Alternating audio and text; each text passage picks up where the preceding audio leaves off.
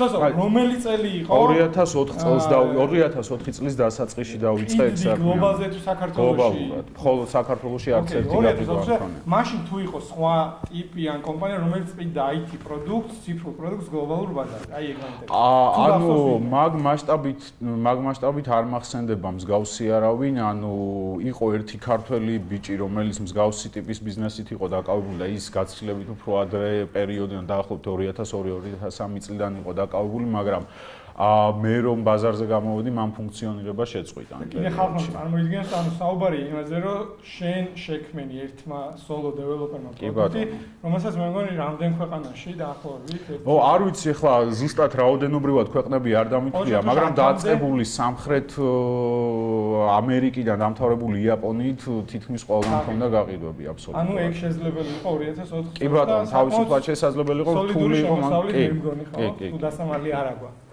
კაი, რატო რახან შენ შემოდი, უბრალოდ აზრზე სოსოს განგება არ მოვაყოლე, რასაკეთებ? ისე ძალიან ხალხმა უმეტესობა ამწია ხელი, რომ აზრი ვიცი თუ ავტობუსებში გვინახავს ეგრევე ეგრე და რასაკეთებ ზოგადად და მე უფრო სხვა თემებზე გადავალ გივის მიუბრუნდა. უბრალოდ აზრზე რომ მოგვიყვეთ ცოტა. ბატონო, ანუ აზრი ფორმალურად ის ვთქვათ 2004 წელს შევქმნით, კომპანია დავაარსეთ, მაგრამ რეალურად ის გუნდი რომელმაც აზრიში დაიწყო მუშაობა, სადაც 2001 წლიდან გავერთიანდით, ჩამოყალიბდა, ეს იყო ქართულ-ამერიკული კომპანია, Commerce Consulting-ი, რომელიც აკეთებდა მუშაობდა მარტო აუთსორსინგზე, იმიტომ რომ საქართველოში მაგ პერიოდში ცოტა რთული იყო რაღაც გაკეთება, ბევრი მიზეზის გამო და მუშაობდა სუფთად აუთსორსინგზე კალიფორნიაში, ანუ აკეთებდა პროგრამულ უზრუნველყოფას კალიფორნიის კომპანიისთვის, იყო იდეა იყო იმის რომ ეს კომპანია სტარტაპი იყო და გასულიყო რაღაც დონეზე და 2005 წელს უბრალოდ ის უკვე გაიყიდა.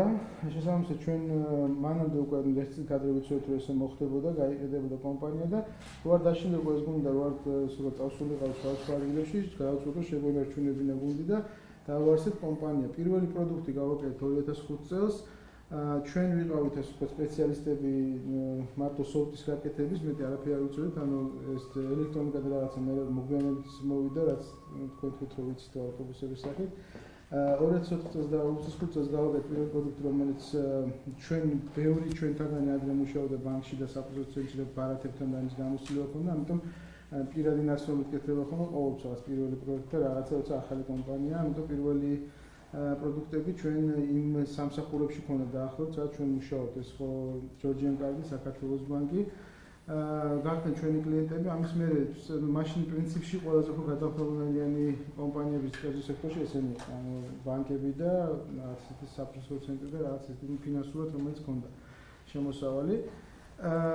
მე უკვე 2006-ში აბსოლუტურად შემთხვევით ისო ბანკის მეშვეობით მოხვდით ამ სატრანსპორტო სფეროში რაღაც ამოცანა ქონდა რომ ვეწყვეტავდნენ და ჩვენ ისე რაც ცოტა ებრაელები ეძახიან ხუსპას, ეს ხუსმა, ნაგლი. ხო, სინაგლია, რომ რაღაც უფრო დადებითი პოზიტიური სინაგლია, ხო და აი ესე მოხვდით ტრანსპორტში, თქვით რომ ამას მოგეხმარებთ დავაკეთეთ, არ ვიცოდით ანუ რეალურად, მაგრამ რაც შევპირდით იმ ხალხს, ანუ რისკები შეუძლებს მითხარით რა რისკებთან იყო დაკავშირებული და გავაკეთეთ პირველად კონტროლერების დაპროგრამება ჩვენ გუნდში ყავდა უკვე ეს თქვა ინჟინრები, რომელიც მანამდეც მუშაობდა უბრალოდ არასოფტვერ დეველოპმენტ ინჟინერიაზე და ამის მერე უკვე ჰარდვერის ნაწილი შემოვიერთეთ. პარალელურად მე გავაკეთეთ კიდე ერთი კომპანია, რომელიც ჯერ 50-50-ზე იყო და ახლა 100%-იანი ჩვენი შვილობილი, ეს არის iPOS-ი, რომელიც აკეთებს ტერმინალების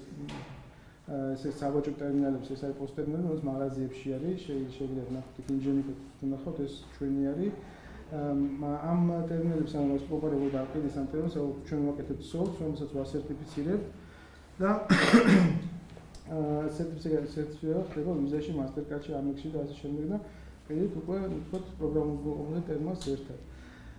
კიდე გვაქვს რაღაც გარკვეული პატარა ვთქვათ მიმართულებიც, რომელიც პრინციპში ამ თქვენს ამ საინტერესო არ იქნება. ძირითადად ეს სამიმართულება, ანუ სოფტვერის პროგრამის კეთება, უსაფრთხო ტერმინალები და რაღაც კრიპტოგრაფია და ასე ვთქვათ, ამ კუთხით რაღაც გვაქვს გამოცდილება და ტრანსპორტი და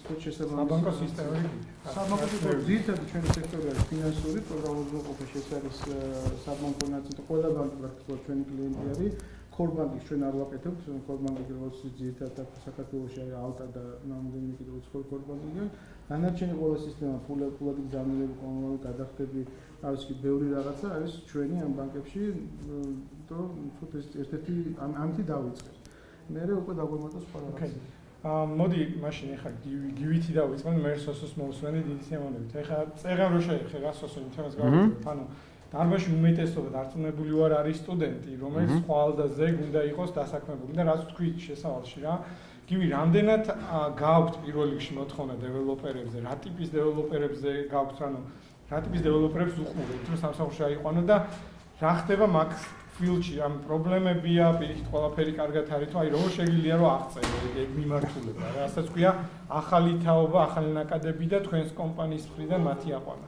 პრობლემა როგორც თქვით არის იქიდან გამომდინარე რომ ანუ ძალიან მცირე ნაკლებად კვალიფიციური ცოტა რაოდენობის მაღალ კვალიფიციური კადრი არის და ჩვენი განვითარების ეტაპი ესე იყო რომ თავიდან დავიწყეთ დამწყებების რეკრუტინგით და დამწყებებთან ერთად ჩვენი ძალებით და შემდეგ უკვე ახლა განვითარდით ისე რომ უფრო მეტად გამოცდილი კადრები შევიძინეთ.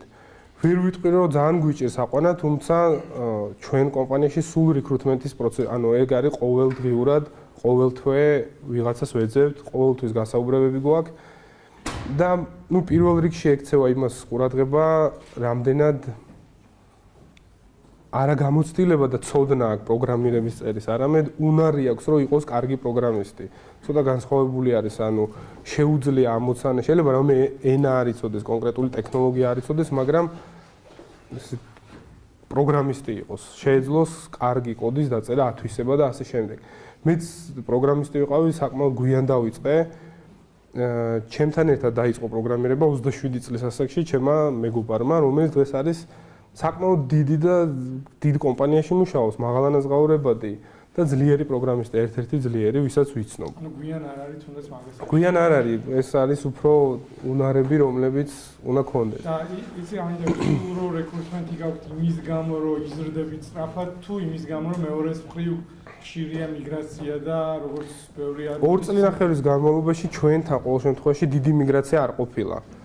იყო რასაკვირველია კადრების დინება, მაგრამ დაახლოებით 5 ადამიანი, 6 ადამიანი 2 წლის, 3 წლის განმავლობაში. უფრო მეტად იმის გამო რომ ვიზრდებით. თან ჩვენ ორიენტაცია გვაქვს აღებული, რომ მარტო აუთსორსინგს ვაკეთებთ, არანაირი პროდუქტები და მოთხოვნა, ანუ იქიდან გამომდინარე რომ ახალი კომპანია მოთხოვნა მატულობს და ჩვენც ვცდილობთ რომ მეტი სწრაფად გავიზარდოთ ესე ვთქვათ. იგივე ეს ახლა სოსოსაც ვკითხო, მაგრამ შენც მინდა გითხო რა. შენ თქვი რომ უფრო მეტად კონდესო ის სკილიო რომ შეეძლოს იყოს კაი პროგრამისტია და ვიცი რომ ძალიან ზოგადი შეკითხვა არის, მაგრამ აი რამეები გიტვიტვდება თავში პირველი რას დაარქმევდი ამ კარ პროგრამის რავი. ანუ ჟარგონულად რო ვთქვათ, ანუ რა კრიტერიუმები გაქვს? არის ესეთი მოწესრიგებული რომ კოდი იყოს სუფთა, ან არ ვიცი. არის ვარჯიშობდეს დილით. ჩვენ რო დავიწყეთ კომპანიის შენება, შევხედეთ უცხოურ კომპანიებს, შევხედეთ უცხოურ ქვეყნებს. ბელორუსიაში არსებობს ერთ-ერთი უდიდესი ბელორუსული კომპანია EPAM-ი, რომელიც სოფლიოში აუთსორსინგის ლიდერია, მე მგონი. ისინიც არ არიან დიდი ქვეყანა, ანუ რაოდენობრივად 8 მილიონი არიან და შეძლეს დიდი კომპანიის ჩამოყალიბება. მეორე კომპანია არსებობს ასევე ბელორუსიაში, ალბათ ტანკებს თამაშობთ, World of Tanks-ი, რომელიც ასევე ბელორუსული კომპანია, ანუ შეძლეს იმიტომ რომ მათში რაღაც უნარები არსებობს პროგრამისტული, ინჟინრული. არ ვიცი, მე რატომღაც ბევრი სხვისგან მსმენია რომ საქართველოში ეს არ არის, თუმცა მე მჯერა რომ არის, ანუ შეგვიძლია რომ კარგი ინჟინრები იყოთ, მასაზეა საუბარი, ერთეულებზე არ არის.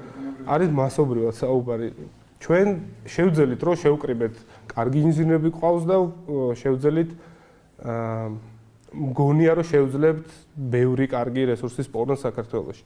თან ეს სფერო პოვნადია. კი, ვითარდება, ყველაზე მნიშვნელოვანია რომ ეხლა ვითარდება და უფრო მეტი ადამიანია დაინტერესებული, ვიდრე ჩემ დროს იყო. და ვიდრე დავუშვათ 5 წლის წინ იყო, ეხლა უფრო მეტად შეიძლება რესურსის მოძიება. თუმცა ისევ, ანუ აი რო შეხედა უკრაინა გახდა ლიდერი აუთსორსინგის ევროპაში, იმიტომ რომ ჩვენ ჯერ შორს ვართ მე მგონი. ძალიან მე დათვის მე აუთსორსინგს ვკითხავ. სოსო რა არის კაი პროგრამისტი და შენ რას აქცევ და მიგრაციის და კადრების აყვანის კუთხით რა ხდება ზოგადად ეგ რომ მოგვიყვება? მიგრაცია ჩვენთან ძალიან დაბალია ამ ბოლო წლებში რაღაც რამდენიმე შემთხვევა მახსენდება.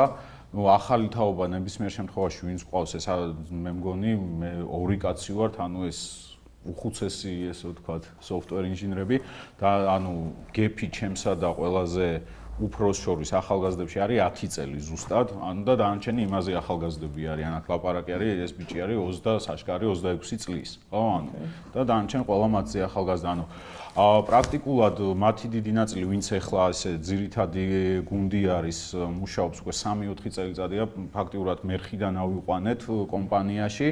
და მიგრაციის პრობლემა როგორც ასეთი მინიმალური გვაქვს, უფრო მოზიდვის პრობლემა გვაქვს. მოზიდვის პრობლემა გვაქვს, ну არა იმიტომ რომ რაღაც ჩვენ არ ვაკმაყოფილებთ სიტყვაზე რაღაც პირობას, ზოგადად არის დეფიციტური კონკრეტული უნარების მქონე ხალხის პოვნა. ну ეხლა რას ნიშნავს ეს, რატო არის დეფიციტური და რა არის დეფიციტი.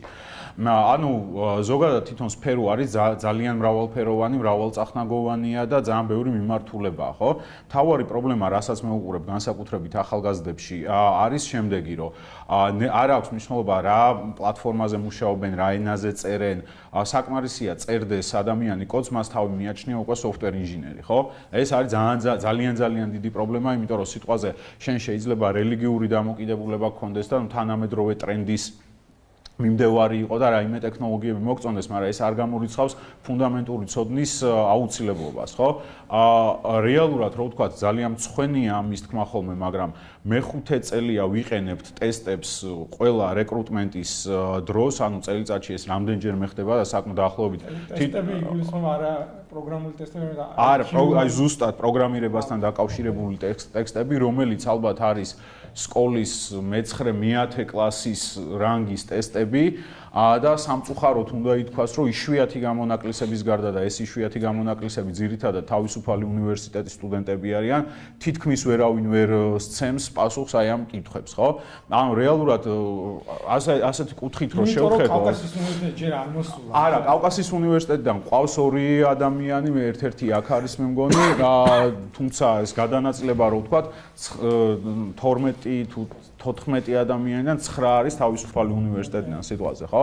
ანუ აქ პრობლემა რაში მდგომარეობს? მე პირადად როგორც ასეთი არანაირი ინტერესი არ გამაჩნია, მაგალითად, ახალგაზრდა არის Java-ს მიმდევარი თუ functional programming-ი უყვარს თუ რას აკეთებს, აბსოლუტურად არანაირი მნიშვნელობა არ აქვს.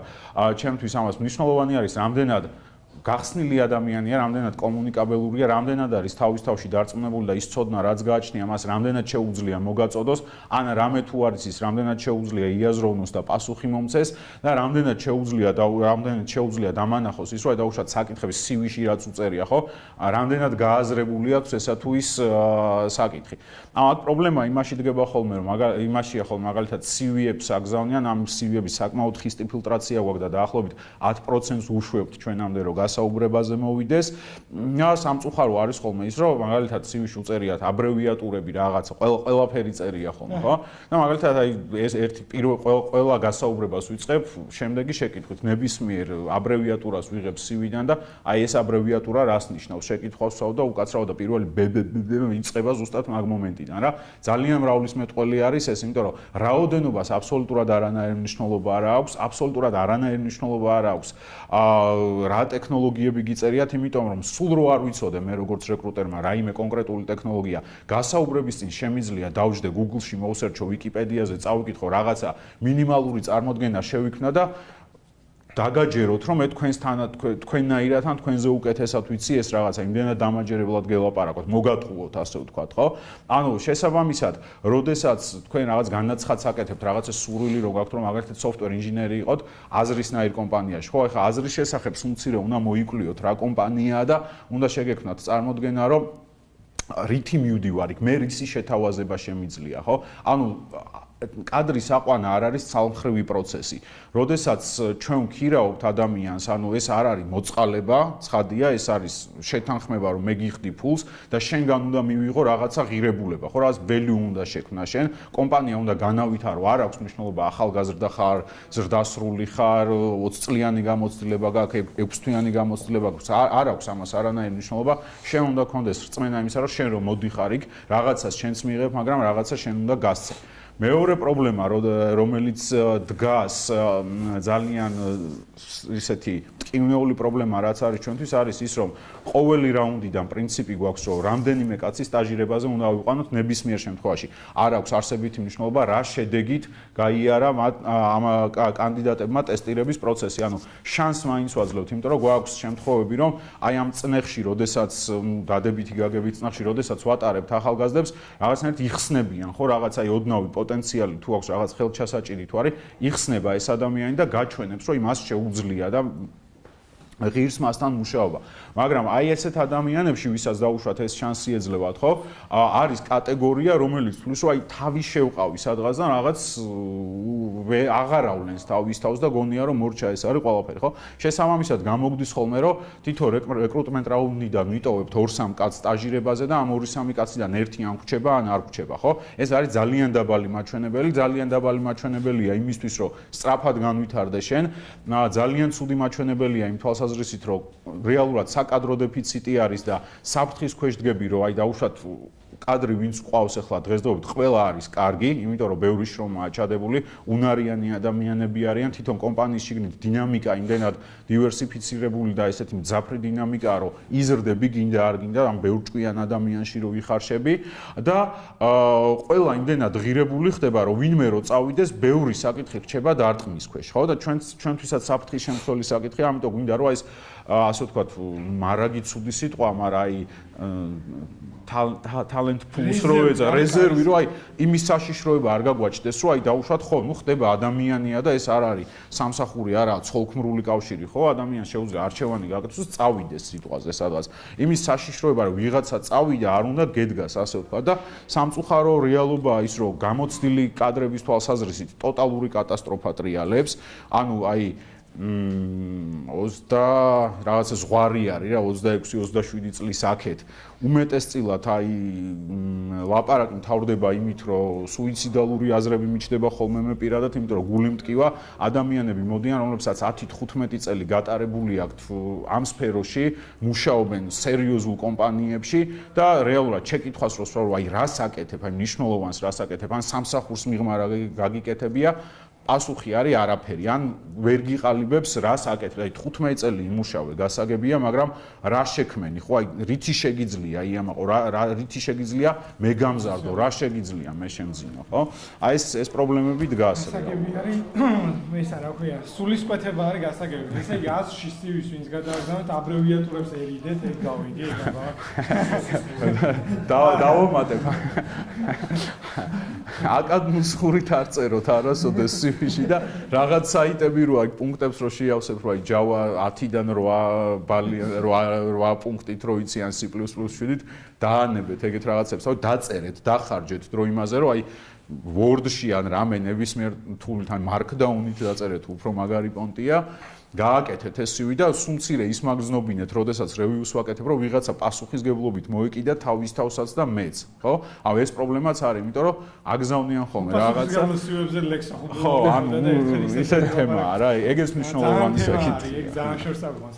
ეხლა დათოს მინდა ვკითხო ერთი ეგეთი რაღაცა და მე არ ვიცი თქვენია საინტერესო იქნება.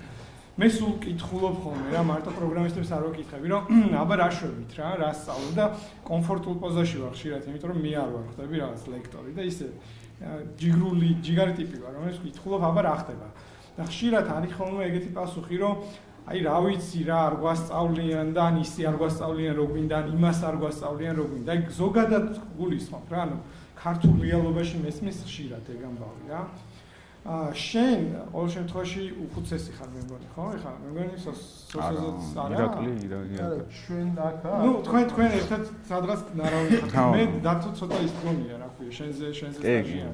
ხო მე მგონი ეგია.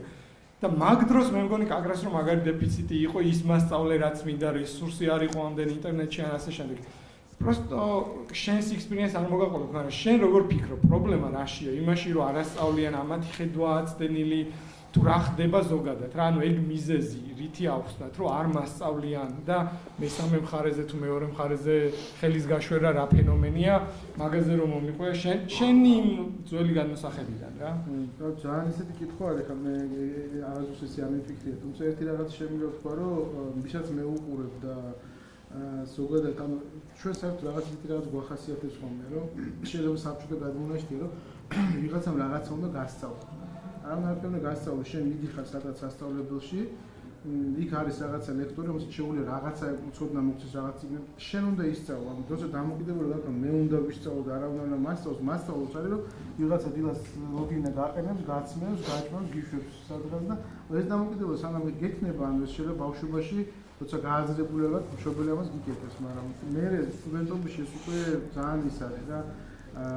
თავარი არის რომ თქვენ გაიგოთ და ლექტორისგან და ნებისმიერ მასწავლებლისგან გაიგოთ რა საითკენ არის ეს საგანი მიმართული. ყველაფერს ვერავინ ვერ გასწავლოთ. ის უბრალოდ ფუნდამენტურ რაღაცებს, მაგრამ უცხოეთში ჩემი ბიძაშვილი ასწავლის ერთ-ერთ უნივერსიტეტში ამერიკაში და საერთოდ არის სწავლა პროგრამების ენა. ამ რო ველაპარაკე რას ასწავლეთ, არის რაღაც სიტუაციურად ალგორითმებს ასწავლიან, რაღაც მოდელირებას რაღაცებს, რომ ითვლება რომ ის უნდა თვითონ ადამიანმა ისწავლოს. ანუ თუ შენ ფულს იხდი თუ შენ დროს ხარჯავ იმაში რომ სადაც უნივერსიტეტში იარო, იმას ის თავში არავის არ ამოწმებს, რომ შენ შეიძლება კიდე მეტი არაფერი არ აკეთო და უშ არ დაინტერესდე და შენ რაღაცა არ აკეთო.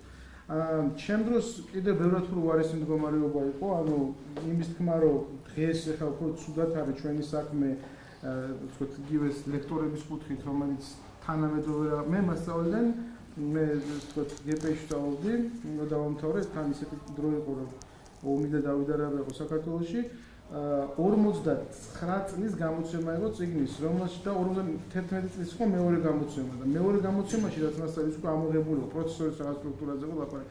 ანუ ის ლექტორები რომელიც მასწავლდნენ, იმათ გადამზადება აი იმ დროდან როცა 59 წელში ვიღაცას ასწავლდნენ ამზადებდნენ, ხო? თავისთავად მე არ გავიგეთ. ეს ჩვენი სპეციალობა ისეთია, რომ მაგალითად Java იმის მერე გაჩნდა საერთოდ რაც მე დავამთავრე ის ანუ შესაძლოა თქვენ თუ გინდათ რომ რაღაცა გააკეთოთ, ეს არის ყოველთვის თქვენზე და არავისგან არ უნდა გადააბრაოთ რა. ანუ ხო შეიძლება ვთქვათ ინგლისურის მასწავლებლად დადიოდეთ, სწავლობდეთ, ის არაფერს არ გასწავლეთ მეგრულს და თქვენ ამას უყურებთ რომ აი დავდივარ და ვერ ვისწავლებ. უნდა მოძღვნოთ სხვა მასწავლებლად, თუ ვიღაცა კონკრეტული არ დაკმაყოფილებთ, უნდა ნახოთ სხვა ლექტორი, თუ ის ლექტორია გადახვიდეთ სხვა უნივერსიტეტში, თუ რაღაც არის ნახოთ წიგნი. დღეს ეს არა, ჩვენ დროს მაგალითად რაღაც წიგნს ვიღაცა ჩამოიტანა საიდანაც, იმიტომ რომ დახურული იყო აბსოლუტურად საბჭოთა კავშირის დროს სწავლობდი კიდე და ამ წიგნს რაღაც xerox-ზე ვიღებდი და რაღაც შავხურზე, ანუ ბევრად უფრო გვიჭირდა ინფორმაციის მიღება.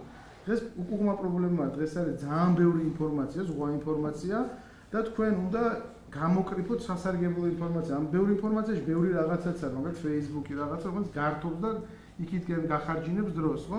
თქვენ რაღაცა უბრალოდ ალბათ ელემენტარულად დროს კარგი იქნება შემოხედნა რომ გითხრათ ეს დღეს რაღაც დრო უნდა რჩევის საკეთ რომ დრო უნდა იცოდეთ რამდენიმე გამოყოთ დღეში იმის საკეთებლად რაც თქვენ გინდათ იმიტომ რომ აი სოციალურ რაღაც საუბრობთ ჩვენთან ჩვენ ყოველთვის აკავს ის ადამიანი ვისაც თავის ცხოვრება არ დაკავშირებული ამ პროფესიასთან ან ჩვენ არ გვინდა ადამიანი რომელიც მოდის როგორც მაგალითად ბევრი ადამიანი მიდის სიტუაციად ვთქვათ სადაც ოფიციანტ და სამუშაოდ რომელიც დროებითი სამუშაოა მისთვის ეს ჭირდება მხოლოდ შემოსავლისთვის ჩვენ ჭირდება ის ხალხი, ის ახალგაზრდები, რომელიც თვლიან, რომ მათ უნდა ისწავლონ ამის საშუალებას ყოველთვის ვაძლევთ, მაგრამ თავის ცხოვრებას უკავშირებთ ამ პროფესიას, არა ჩვენ კომპანიას, ამ პროფესიას, ეს ორი განსხვავებული რაღაცაა, იმიტომ რომ ადამიანი იზრდება, მას ბუნებრივი უჩნდება სხვადასხვა მოთხოვნები, შეიძლება რაღაც მომენტში ჩათვალოს, რომ თვითონ უფრო შექმნას თავის კომპანია, ან წავიდეს სადღაც უკეთეს უფრო დიდ კომპანიაში, მისი განმოსვლა, მის უფრო პერსპექტიულ კომპანიაში სამუშაოდ. ეს ორი სხვადასხვა რაღაცაა, მაგრამ პრინციპული მნიშვნელობა აქვს, რომ ადამიანს უნდოდეს. ეს არის განმასხვავებელი წარმატებული და წარმატებული. მე არ ვიცი წარმატებული ადამიანი, ვისაც ასწავლეს და არ ისწავლა. ეს ორი ცნება არის ჩემი პრინციპული განსხვავებული. ანუ ინიცირება იმისი შენ ანუ სურვილი ადამიანის რომ მიიღოს, შეუძლებელია ხა ნებისმიერი ლექტორი, თუ ახლა წარწაღებული უნივერსიტეტი არის, ყოველთვის ისეთ რაღაც დონე ცოდნის დონე ყოველთვის ექნება, რომ სტუდენტზე მეტი იყოს. თუ არა და ყოველთვის მიმართულებას მისცემს რაღაცას გავაკეთოს. ანუ სხვა შემთხვევაში ჩვენ თუ სხვა შემთხვევაში ჩემ დროს ესე არ იყო, იმიტომ რომ ეს ლექტორები იმიტომ კი არ უნდათ, უბრალოდ ობიექტურად ვერ ჩამორჩა არც ლიტერატურა. მე ენის პრობლემა არის ახლა ძალიან დიდი, ხო? დღეს ეს უკვე სულეთში პირიქით მაშინ ინგლისურად იყო ყველაფერი, ჩვენ ლექტორმა ინგლისური არ იცოდა. დღეს ეს თქვენთვის უფრო ბევრად მისაწვდომი და უფრო ადვილი არის. გებეში კიდე შესაძ ეგრე არის. შეიძლება დავამატო ლაშა. პრინციპში ხო დამატებად შეიძლება და ნელ-ნელა რომ ორგანიზებულად ხელი როა წიო და ვეცდები გადავანაწილო შეკითხვებით შეგიძლიათ, იმიტომ რომ მე ჭკვიანური შეკითხვები თითქმის ამომელია, 1-2 მაქვს, მაგრამ აი დავამატებ დათოსნა თქოს. ანუ საერთოდ როგორ უნდა მიუდგეთ ჩემის აზრით მაგ საკითხს. აი დაუშვათ დაამთავრე უნივერსიტეტი, ბაკალავრიატი დაამთავრე და 21-22 წლის ხარ, ხო? აი 10 წლის მერე ვინ უნდა გასწავლოთ აი უნივერსიტეტის დამთავრებიდან 10 წლის შემდეგ. აი ვის თუ დაუშვათ ვინმეს გაქვთ ეგ დამოკიდებულება რომ არ მასწავლიან უნივერსიტეტში. აი დაამთავრეთ უნივერსიტეტი და 10 წელი მხელა დრო არის რომ ძირეულად იცვლება ხოლმე ტექნოლოგიები, ხო? აი ძირეულად იცვლება. აი ვინ უნდა გასწავლოთ 10 წლის მერე? 10 წლის დაბერებულმა ანუ ეგ მომენტი არის რა, ანუ ფუნდამენტურად არასწორი დამოკიდებულებაა, იმიტომ რომ აი მე მგონია რომ ნებისმიერი სტუდენტისთვის ლექტორი შეიძლება იყოს 5-10% რაღაც მიმართულება მისცეს. დანარჩენი უნდა გააკეთოს თვითონ. მით უმეტეს დღევანდელ დღეს, როდესაც ამდენი ცოდნა და ინფორმაცია არის უბრალოდ საჯარო და ხელმისაწვდომი, ხო? უპასუხისმგებლო დამოკიდებულებაა საკუთარი თავისადმი, როდესაც ამბობ რომ არ გასწავლიან რამეს, იმიტომ რომ აი მოხდი ტელეფონთან, მოხდი კომპიუტერთან და ყველაფერი იქვია, რა, ყველაფერი, ანუ წაკითხვა ვიცით, ენა გვესმის, ყურება შეგვიძლია, დაწერა შეგვიძლია, კოდის დაწერა შეგვიძლია, ყველაფრის გაკეთება შეგვიძლია, ხო? ანუ შესაბამისად, ლაშა შენ რაც თქვი რა განსხვავება, ანუ მე მგონია რომ დღეს გაცილებით წინ არის ყველაფერი და ახალგაზრდებსაც მეტი უპირატესობა აქვს და ნებისმიერი არგუმენტი რომ არ მასწავლიან რამეს, ხო? მაინც მიმაჩნია მიუღებლად, რაც არ უნდა მართალი იყოს, რომ ვიღაცა არ ასწავლის რა. განაარგეთ ახლა, მაგრამ შენ ხომ ორფეუსი ხარ აი ნუ მეძახი მასე მწვენი. ცოტა ეხლა ხალხი იმას რა დამძიმდა, არ ვიცი რუსულ სიტყვას განგენ.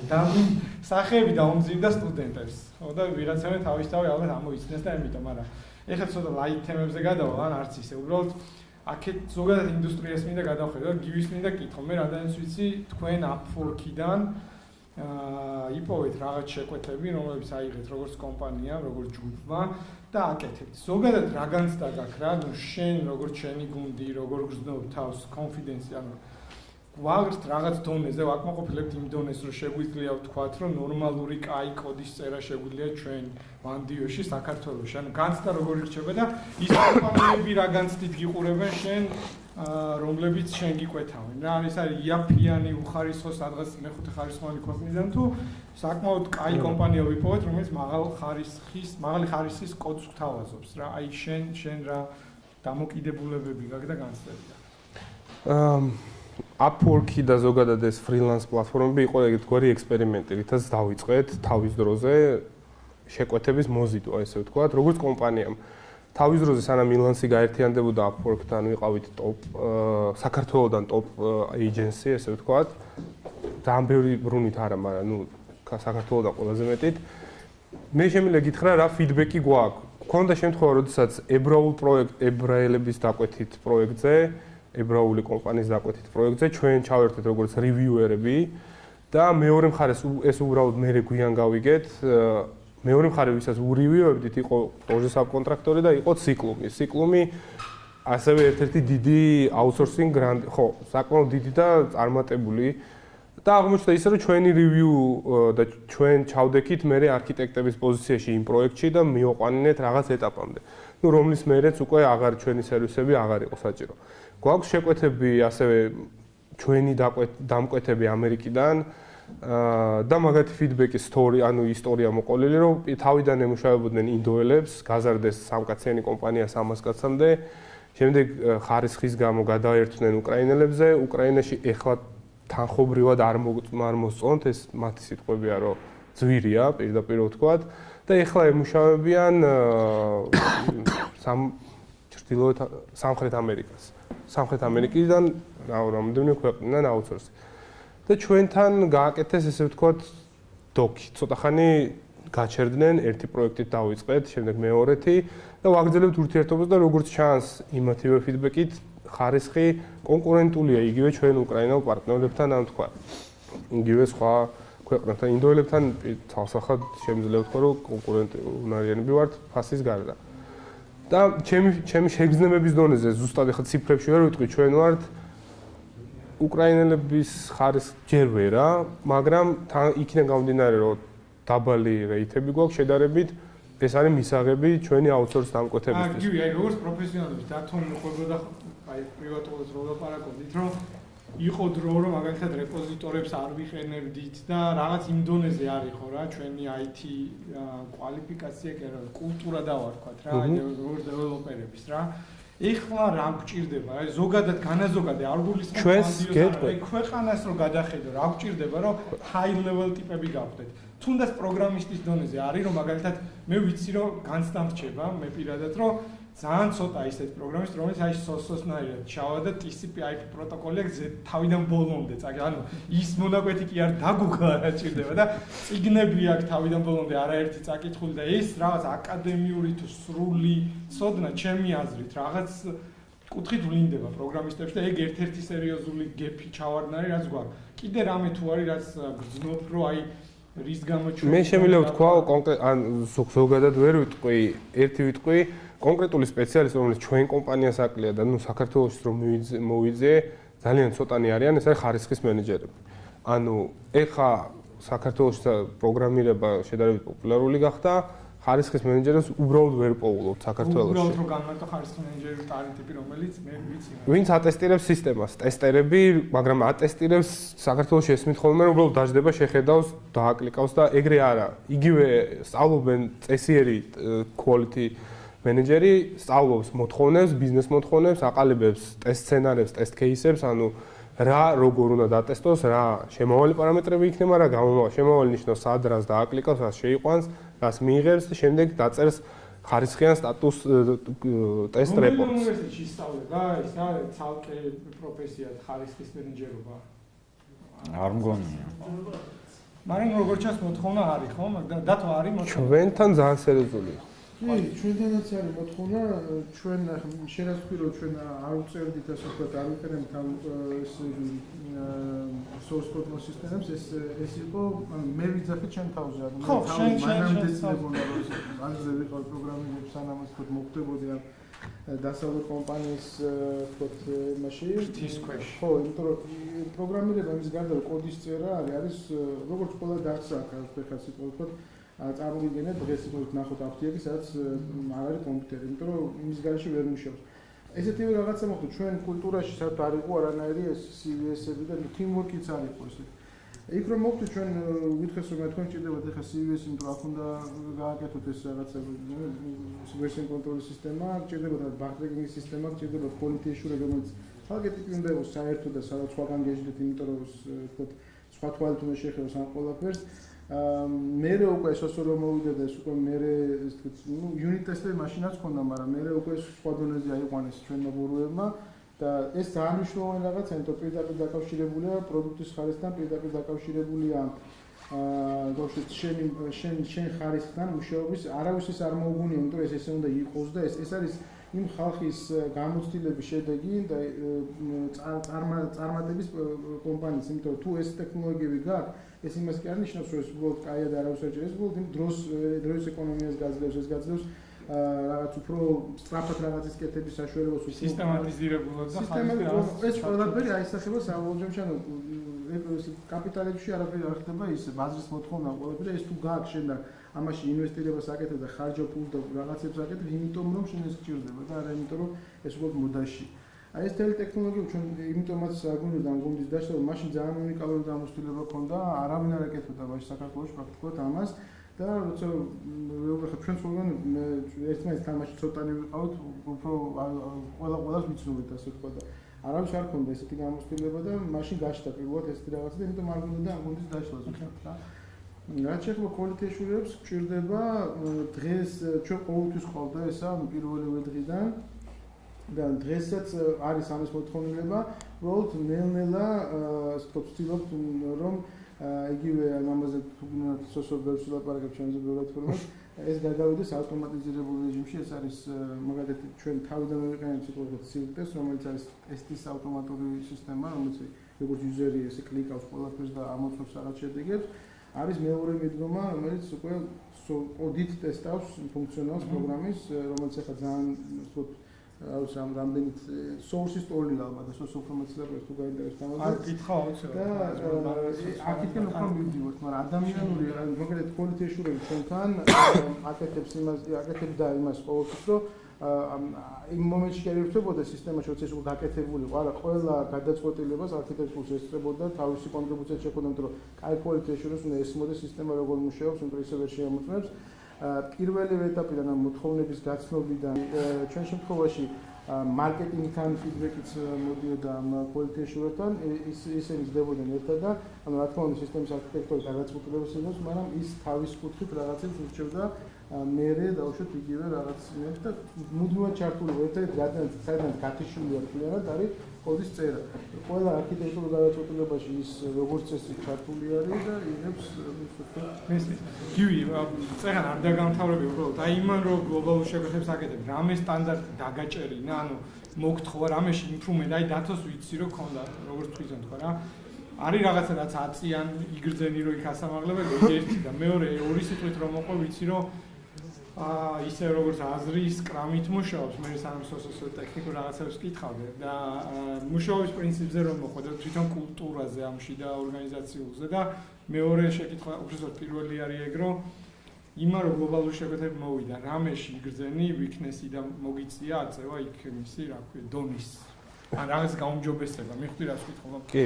პირველ ისე რომ გეკადრება, მაგრამ ვეცადე. პირველ რიგში უცხოელებთან მუშაობისას აწყდები იმას, რომ ძალიან ხარისხიანად გემუშავებიან, ხარისხიანი დოკუმენტაციით, ჩამოყალიბებული ამოცანებით. როდესაც საუბარი არის, რომ ეს ცვლილება არ იყო და ეხლა გვაცვლევინებ, ესმით ყველაფერი და გემუშავებიან თითქოს, აი, რაღაც 1-10 წლით წინ არიან, თითქოს, ანუ შეგრძნების დონეზე. რაც შეეხება ინსტრუმენტებს და ასე შემდეგ, ვერ ვიტყვი, რომ ძალიან წინ არიან წასული, იმიტომ რომ ჩვენ შიგნით წინ წასულები არასწორია. უბრალოდ ჩვენც ვიყენებთ იგივე ინსტრუმენტებს, რასაც ისინი იყენებენ, დაახლოებით ერთ დონეზე ვართ. ერთადერთი არის ჩვენ ლოკალურ პროექტებში იგივე unit test-ების თემა. იმათ უცხოურ პროექტებში ეს must-ია და მოთხოვნაა. ქართულ პროექტებში ამას ვერ ვაგებინებთ ქართულ რომის დრო და რესურსი რომ დავხარჯოთ. შესაბამისად ფული. ამიტომ უცხოელებთან პირიქით, ანუ ისინი მათი მოთხოვნაა, რომ 80% მაინც ფუნქციონალისას უნდა ფარავდეს unit test-ი, რომელსაც თქვენ მოგვაწვდით ჩვენ. ამაში არის განსხვავება, გთხოვენ დაალაგებულ მუშაობას, გთხოვენ ვადებს და ყველაფერს გაცილებით ხარისხიანად გემუშავებიან, კომუნიკაცია უფრო ნათელია, ვიდრე უფრო კაფეო, ესე ვთქვათ, ვიდრე ქართველებთან. თუმცა ყველაზე ვერ იტყვი, ანუ ქართული კომპანიების არის, რომელთაც ძალიან კარგად მუშაობთ, არის ისთან შედარებით გვიჭერს და ქაოსში ვართ და ვცდილობთ დაალაგებას და ასე შემდეგ. უცხოელებისგან ალბათ ამ ეტაპზე გამოცდილების გადმოღება, იგივე, ვიყავი უკრაინაში რამოდენიმე კომპანიაში, ვეცადე გამეგო როგორ მუშაობენ, როგორ აეწყნენ, როგორ დაიწყეს. ერთ-ერთი კომპანია იყო Magento, რომელიც ის არის e-commerce პლატფორმა არის, მაგათ უკრაინულ დეველოპმენტის ოფისში ვიყავი. მაგათთან ესეთი, ანუ ყველაზე ისეთი რაც გავიკეთე, ჩვენს გვაქვს სისტემა, რომელსაც ვასაპორტებთ, ხო? ანუ სისტემა, რომელიც დიდია, ჭირდება ენერგია, დიდ სისტემებში ყოველთვის არის ქაოსი, სულ კრიტიკული საკითხები. იმათ ესეა გადაწყვეტილი, ჩვენ გვყავსო SWAT თიმი, ესე ეძახიან, რომელსაც არის 3 კაცი, 4 კაცი, როდესაც მოდის, ანუ სულ არიან დილით რომ მოდიან სამსახურში, არიციან რა გააკეთონ. მოდის საკითხები საპორტიდან და არიან სულ დაძაბულ რეჟიმში. თუმცა ესეთ რამე თქვა, რომ ამ SWAT თიმში ყავს მხოლოდ 3 თვე მაქსიმუმ. მერე ეს ადამიანები ხო, დასტრესილია და ჯობია გადასვა სხვა თიმში და თუმცა არის საპორტი მარტო SWAT-ით არ ამოიწურება მაგათ, ანუ ჩვეულებრივი საპორტი, რომელიც მიდის რაღაც დინებით. თუმცა არსებობს SWAT-ი მნიშვნელოვან კლიენტებზე, დაძაბულ ანუ კრიტიკულ საკითხებზე და ასე შემდეგ. და ნუ მეთოდოლოგიებზეც, ანუ მაგათთანაც ეხლა Magento 2-ზე მე მგონი მეორეს წერენ Scrum-ი აქვთ საპორტში, მუშაობენ სხვა Kanban-ით და ასე შემდეგ. ეს უბრალოდ ეს ინფორმაციის გაცვლა. ეს კარგი არის, როდესაც ხო, ჩვენთანაც გადმოღებისას ყველაფერს ვერ ვიტყვი, რომ Scrum-ით მუშაობთ ზუსტად 100%. ვეძახით Scrum-ს, ვცდილობთ რომ Scrum-ი იყოს, თუმცა როლებიდან გამომდინარე, იქიდან გამომდინარე, რომ გვიჭირს dedicated team იყოს. Scrum team ნიშნავს თიმი უნდა იყოს ცალკე ოთახში, ყველა მულტიფუნქციური გუნდი, რომელიც მუშაობს ამოცა პროექტზე შესრულებას. ეგეთ ის მიღწევა საქართველოს ცოტა ჩვენ ყოველ შემთხვევაში ჯერ გვიჭირს. თუმცა ნელ-ნელა მივდივართ იმ ეტაპამდე, რომ ესეთი გუნდები იყოს, ხო? შეკითხვები ხო არ გაქვს, ხალხო არ მოგერიდეს, აწიეთ ხელი, კითხეთ. ესეთი მარტივი შეკითხვა და როიტიც ისაუბრეთ, რომ რესურსები არ არის, ადამიანური რესურსები პროგრამის ზონაში. თუ გიცდიათ, თქვენ შეგეკრათ ეს რესურსი და რა გაიგებებათ ინვესტიციებს თუ ჩადიდეთ. მაგმართული მაინტერესებს, როგორ წარმოვიდგინეთ. სასო, როგორ შენ დაიწყო ჯობი?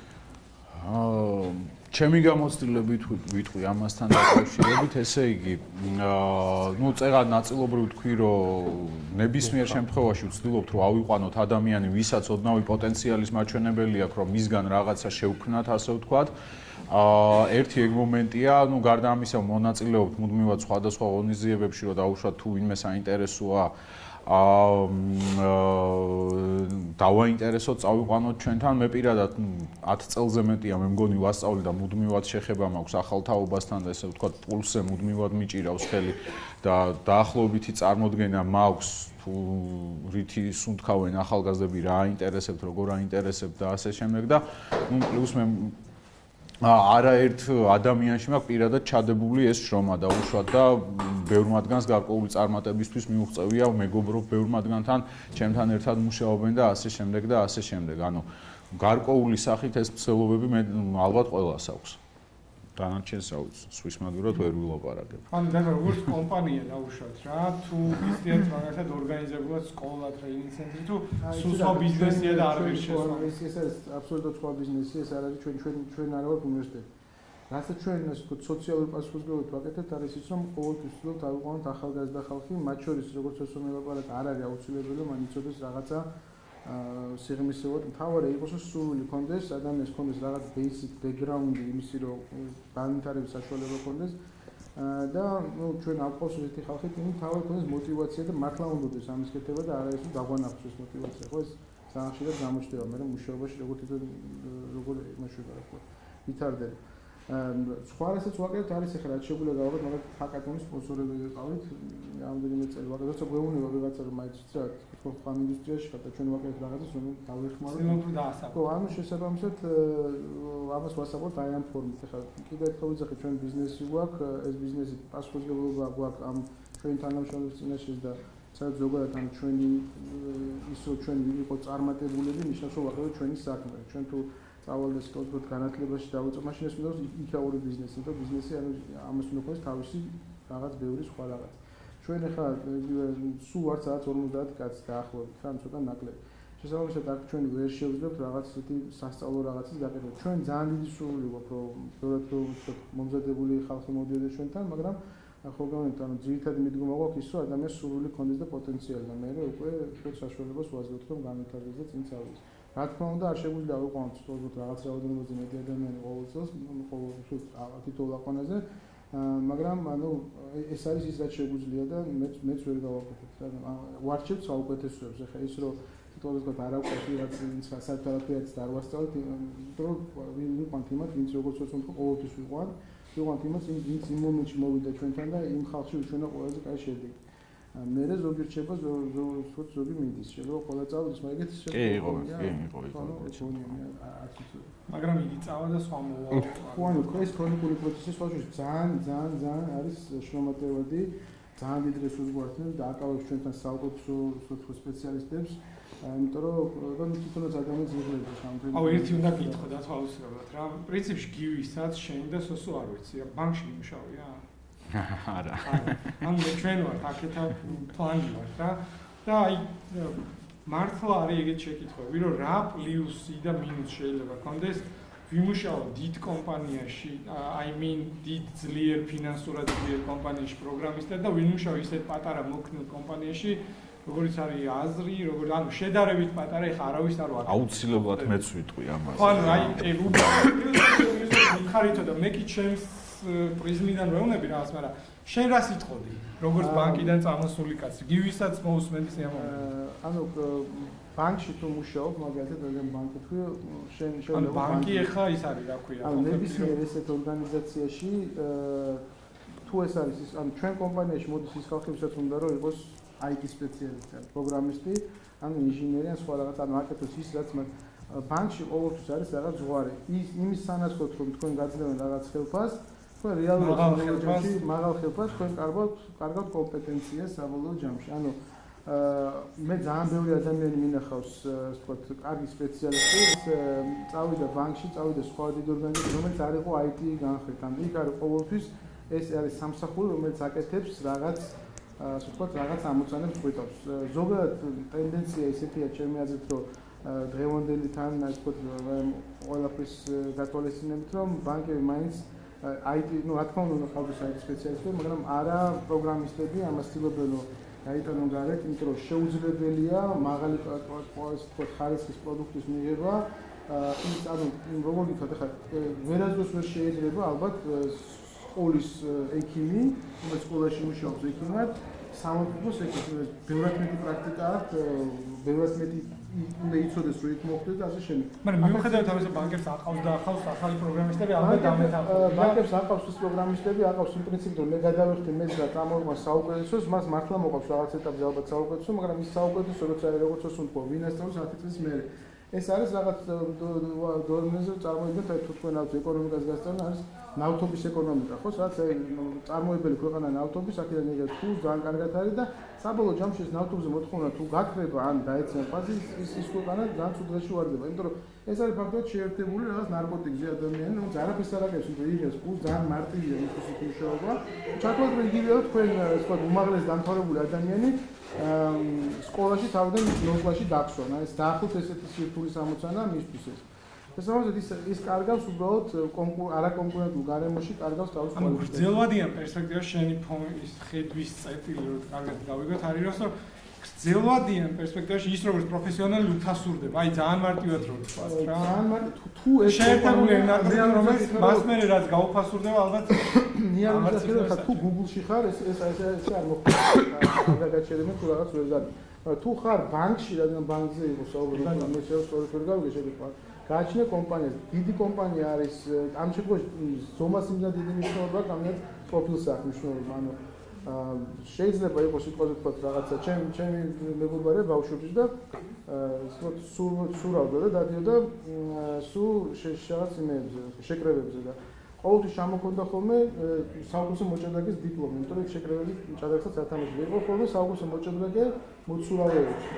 და საუკეთესო მოცურავე მოჭადრაკეებში ალბათ, იმიტომ რომ ყველაზე კარგად ცოტა. ანუ გააჩნია რა გინდ, თქვენ შეგიძლიათ ბანკში იყოთ საუკეთესო IT სპეციალისტი, მიიღოთ მაღალი ხელფასი, მაგრამ ეს არ გაგცევთ საუკეთესო პროგრამის. თქვენ თუ თქვენ თავში დარწმუნება იმის, რომ თქვენ შეგიძლიათ რაღაცა შეცვალოთ დადებითად და წაიყვანოთ, ასე ვთქვათ, ის გუნდი თქვენი წინ და რაღაცა გააკეთოთ, მაშინ რა თქმა უნდა თქვენი ადგილი IT კომპანიაში და არა ბანკში. ძირითადი მინუსი ესაა. ნუ მე დიდ კომპანიებს ზოგადად ახასიათებ თავისი რაღაც ის თქოს დადებითად. ვიწრო პროფილურობა არის ერთ-ერთი ჩემი მეგობრისგან, რომელიც ამერიკაში ვარ, თქო Google-ში მუშაობაზე, ანუ ლევონა. ხო, ანუ იქ შეიძლება ხან ვიცი, პროფილურობასაც თავისი პლუსი და მინუსი აქვს, ესე ვერ ეთქვა რომ დავსვიტოს ვიწრო სპეციალიზაცია ცუდი. ჩვენ მაგალითად პირიქით ძალიან იმიტომ custom software-ს ვაკეთებთ ხოლმე. ანუ სიტყვით რომ გავაკეთოთ, ციტირება იყო რომ აი Google-ში რომ დამეწყო რაღაც ერთ ჭანჭიქზე რომ იმაყენებდნენ და ის უნდა მეჭირაო 1-5 წელიო და მე მინდოდა რომ რაღაც პატარა კომპანიაში რაღაც ბევრი მხრიდან ამოცანები. იცი როგორ არის, ანუ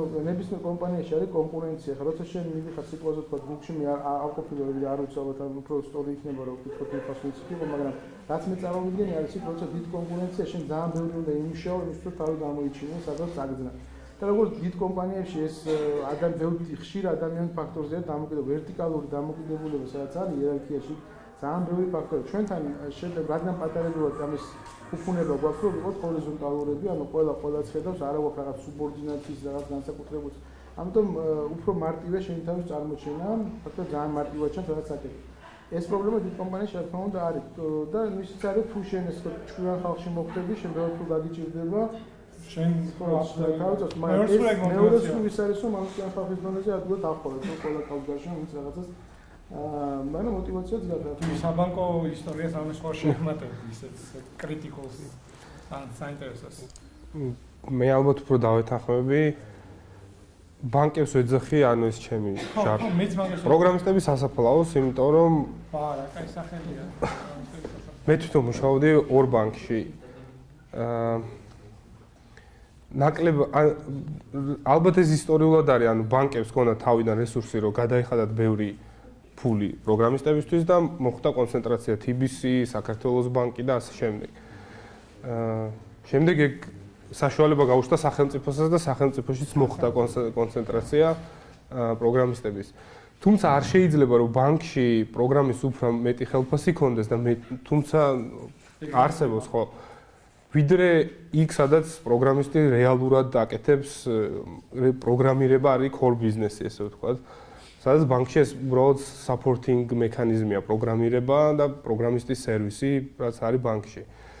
ყველაფერს ვეთანხმები განვითარების კუთხით რაღაც დონემდე და მე არა ხდები უბრალოდ შექმნიან 2, 3, 4 პროგრამას და შემდეგ მთელი შენი არსებობა ბანკში ხდება ამ 4 პროგრამის ჭანჭიკების მოჭერა, დამატება, რაღაც მექანიზმები რომ იცოცხლოს და ასე შემდეგ. და მორჩა. მეტი არაფერი შეიძლება მე ბოლოს საწყენი ალბათ გაკეთო. ხო, შეიძლება პენსიაზე გასვლის დროს ინატრო, როცა არ გინდა ბევრი ენერგიის დახარჯვა, ინატრო ბანკში მუშაობა. თუმცა როცა ახალგაზრდა ხარ და გინდა რაღაც ღირებული დადო და ეს ჟინი გაქვს, აუცილებლად მე ურჩევდი პატარა კომპანიაში და განსაკუთრებით ისეთი, რომელიც ემუშავება ბევრ სხვადასხვა თემას. არიან ვისაც ვიწრო სპეციალიზაცია თავიდანვე აინტერესებს, მაგალითად თამაშები. კი ბატონო, არის თამაშების კომპანიები საქართველოში, უცხოეთში, სადაც შეიძლება თავი გამოიჩინო და კარგი თამაშები წერო, ესე ვთქვათ. მაგრამ აუცილებლად არა ბანკში და ალბათ არც შესოსოში თამაშების წერა. ანუ ხო, მიგიხდი ჩემო მოხევე, სასო შენ. ავამატებ, ანუ მე ბანკში არასოდეს არ მიმუშავია და ცოტა სხვანაირად ჩანს ჩემი თვალით განახული, ანუ ცალსახად ცუდი არ გონია ბანკში მუშაობა, იმიტომ რომ თუნდაც ადამიანებთან ურთიერთობების და დიდ ორგანიზაციაში აი შენი ყოფნის პროცესში ბევრ რაღაცას სწავლობ, ადამიანებთან ურთიერთობა იქნება ეს თუ ბიუროკრატიასთან გამკლავება და ასე შემდეგ, მაგრამ პრობლემა არის ძალიან ისეთი მნიშვნელოვანი რეალურად რა. კონკრეტულად ბანკში არ არის საქმე და არ არის საქმე სახელმწიფო უწყებაში ან შსს-ში ან ასე შემდეგ. განსხვავება უნდა დავინახოთ და უნდა გვესმოდეს სად მუშაობთ და რას ვაკეთებთ. აგერ კოლეგებმა აღნიშნეს პრინციპში უკვე და თქვეს software კომპანია რეალურად software-ს ქმნის, ეს არის ძალიან დიდი განმასხვავებელი. პლუს გაქვს ძალიან დიდი დინამიკა და აი მაგალითად არ მჯერა მე რომ ბანკში მოგეცემა იმის საშუალება რომ ერთ დღეს იმუშაო დიდ ფინანსურ სისტემაზე, თავიდან ბოლომდე შენ შეიმუშაო ეს ფინანსური სისტემა, მეორე პროექტში სიტყვაზე იყო მთლიანად ჩართული ქუჩის სწრაფი გადახდის აპარატებზე და სიტყვაზე მოგიწიოს კიოსკის გასაღების დრაივერის დაწერა, რაც თავის მხრივ გარკვეულწილად საინტერესო ან მესამე პროექტზე იმუშაო და Linux-ის დისტრიბუტივი გააკეთო თავისი ნიუანსები ჩვენ, ანუ ეს არ გეძლევა ეგეთ ორგანიზაციებში, ხო? მნიშვნელოვანი რა არის, რომ რაც მეტ რაღაცას ვაკეთებ და მეტ რაღაცაზე მიგვიწვდება ხელი, მით უფრო ლაღად გრძნობთ ბევრ რაღაცაში თავს, ხო? ანუ ბანკში მაგალითად აი არ გეძლევა იმის საშუალება, რომ შენი იდეების და ხედვების რეალიზება მოახდინო, თუნდაც იმიტომ, რომ იდეურად კონსერვატიული ორგანიზაციაა, ხო, ბანკი, იმიტომ რომ დიდი ბიზნესი არის, ძალიან დიდი ბიზნესია, სხვა ჩელენჯები აქვს, სხვა ამოცანები აქვს საერთოდ და იქ რომ მაგალითად ჩვენ როგორც software ინჟინერს რაღაც ექსპერიმენტების ჩატარება გინდა, უბრალოდ არ შეიძლება დაუშვებელი არის, ხო? ანუ შესაბამისად უნდა ეძიო ყოველთვის ისეთი ადგილი, სადაც შენი უნარების და შენი შესაძლებლობების განვითარებას შეძლებ და გაიზრდები და ბევრ რაღაცას ისწავლებ, ბევრ რაღაცას შეხედე, რაც ყველაზე მნიშვნელოვანია, ბევრ რაღაცას დადებ, ხო, შენი კარიერის მანძილზე, რაც იქნება ერთმანეთისგან განსხვავებული. სახელმწიფო უწყებები ტოტალური კატასტროფაა, მაგაზე ცალსახად შემიძლია ვთქვა, ანუ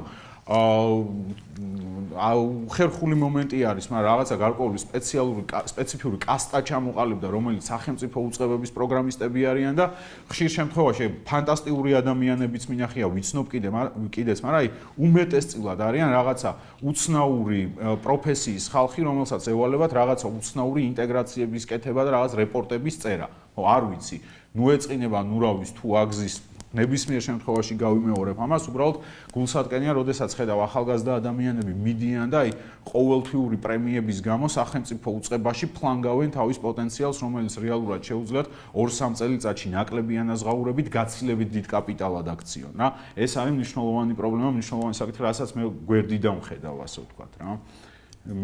მინუსებს რაც შეეხება. შეკითხვები პარალელურად გაგახსენებთ, რა ვიცი. მოკლედ ორი შეკითხვა მაქვს. გაი.